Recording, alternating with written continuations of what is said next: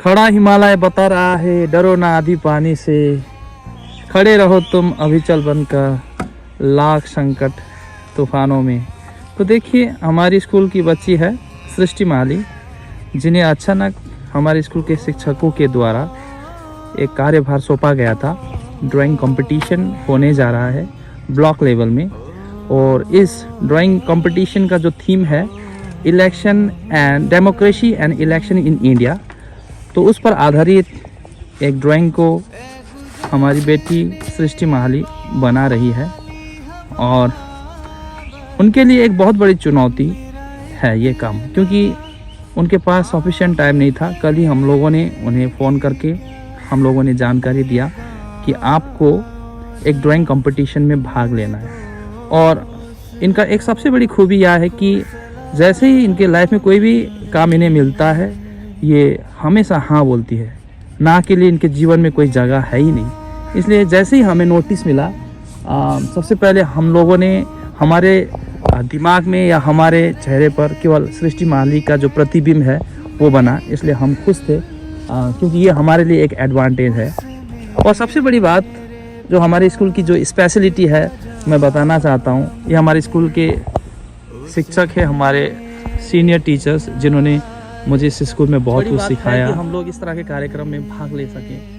क्योंकि बच्चों में कई प्रकार की खूबियाँ होती है, कई प्रकार की प्रतिभाएं होती हैं, और हम चाहते हैं कि प्रतिभाओं को उभरने के लिए इस तरह के कार्यक्रम में हमारे बच्चे शिरकत लें, भाग लें। तो हम काफ़ी खुश हैं। इसके सिवा और भी बहुत सारे इवेंट्स है, जैसे कि क्विज कंपटीशन में भी भाग लेने के लिए बच्चों का नाम इनलिस्ट हो चुका है, वे भी तैयारी कर रहे हैं। किस तरह से बच्ची ने अपना थीम को यहाँ पर अपने डायग्राम के माध्यम से पोर्ट्रेट करने का काम किया है। देखिए सबसे पहले, क्योंकि इनका जो थीम है election and democracy in India, democracy में देखिए जनता ही सबसे शक्तिशाली अंग होते हैं, क्योंकि जनता ही देश का भविष्य को निर्धारित करते हैं।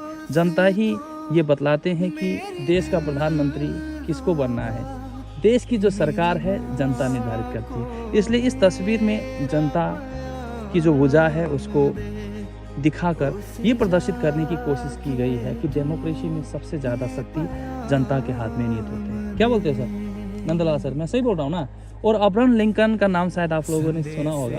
उन्होंने कहा था for the people, of the people and by the people is democracy. Okay, और इस बात को बयां करने के लिए सृष्टि माली देखिए कितना सुंदर ढंग से, कितना बहुत ही धैर्यपूर्वक ये तस्वीर को बना रही है। मैं चाहता हूँ कि एक बढ़िया स्टैंड होता स्केच करने के लिए, ताकि वो बहुत ही अच्छी तरह से कर पाती है, लेकिन हमारे पास ऐसे साधन नहीं है। और निश्चित तौर में अगर हमारे स्कूल इसी तरह से कार्यक्रम को कराते रहे तो भविष्य में मैं स्कूल मैनेजमेंट से मैं आग्रह करूँगा कि जो आर्टिस्ट है उनके लिए एक बहुत ही अच्छा एक माहौल, एक स्टैंड यहाँ पर बनाया जाए, ताकि सुगमता से ये लोग क्या कर सकें, अपने काम को कर सकें। और उसके बाद देखिए भारत का मानचित्र है यहाँ पर। उसके बाद देखिए यहाँ पर राइट टू वोट के मुताबिक यहाँ पर इस चित्र के माध्यम से यहाँ पर भारत का मानचित्र को एक जो इलेक्शन का जो बॉक्स है उस बॉक्स को जोड़कर भारत का मानचित्र के माध्यम से किसी एक व्यक्ति का जो भुजा है, हाथ है, उसको इलेक्शन का जो बॉक्स है, चुनाव का जो बॉक्स है, उसमें लगाते हुए ये दिखाया जा रहा है कि भारत का जो भविष्य है, भारत की जनता इलेक्शन का जो बॉक्स है, इलेक्शन जो पद्धति है, उस माध्यम से भारत का भविष्य निर्धारित करती हैं या भारत का जो सरकार है उसको बनाती है। इस बात को इस चित्र के माध्यम से बयां करने का कोशिश किया गया है। साथ ही साथ देखिए ये देश का एक तिरंगा है, हमारा देश का आन बान शान, जो देश को अंतर्राष्ट्रीय स्तर पर देश को रिप्रेजेंट करती है, देश का शान को बढ़ाती है, और यह हमारा राष्ट्र का प्रतीक है। और देखिए उसके ऊपर देश का सदन, देश का पार्लियामेंट है। हालांकि देश का पार्लियामेंट का जो रूप है वो बदल चुकी है, लेकिन फिर भी उन्होंने देश की इससे पहले की जो पार्लियामेंट है उसको यहाँ पर पोर्ट्रेट करके पुरानी संविधान पार्लियामेंट को भी जीवित करने का उन्होंने बराबर यहाँ पर कोशिश किया है सर। तो सर तो मैं नंदलाल सर जी से मैं आग्रह करता हूँ कि वे दो चार बातें बच्चों की इस जो एक्साइटमेंट है, बच्चों की जो भागीदारी है, इस प्रकार के कार्यक्रम में भाग लेने की जो एक्साइटमेंट है, उसको देखकर आप बाकी बहुत सारे बच्चे हैं जो पार्टिसिपेट नहीं कर पाए, ऐसे बच्चों को आप क्या संदेश देना चाहते हो ताकि वे भी सृष्टि मालिक की तरह आगे आने वाले दिन में बढ़ चढ़कर मैं उनसे आग्रह करता हूं। बहुत बहुत धन्यवाद। अपने बच्चों को एक ऐसा प्लेटफॉर्म दिया है सोशल मीडिया के माध्यम से कि इनकी जो कारीगरी है वह न सिर्फ स्कूल तक बल्कि सोशल मीडिया के माध्यम से आपके जितने व्यूवर्स हैं उनके माध्यम से लोगों तक पहुँचे। और यह एक ब्लॉक लेवल कार्यक्रम था जो आज 12 तारीख को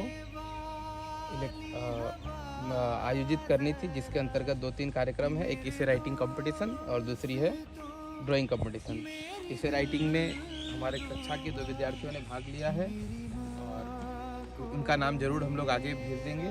और इसके अलावा आप देख पा रहे हैं कि एक जो थीम है भारत में चुनावी गणतंत्र और उसका भविष्य, उसके माध्यम से हम लोग क्या कर रहे हैं, हमारे विद्यार्थी के द्वारा इसको प्रदर्शित करने की कोशिश की जा रही है।